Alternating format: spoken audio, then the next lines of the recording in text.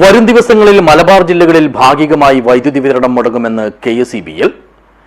Kozhikode 400 kV സബ്സ്റ്റേഷനിലെ അറ്റകുറ്റപ്പണികൾ തീരാത്തതിനാലാണ് നിയന്ത്രണം May 25 വരെ നീട്ടിയത്.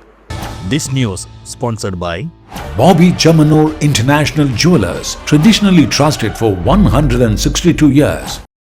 പവർ ഗ്രിഡ് കോർപ്പറേഷന്റെ കോഴിക്കോട് 400 kV സബ്സ്റ്റേഷനിലെ മൂന്നാമത് നമ്പർ 500 MVA ട്രാൻസ്ഫോമറിന്റെ 220 kV ബുഷിംഗിൽ തകരാർ സംഭവിച്ചിരുന്നു.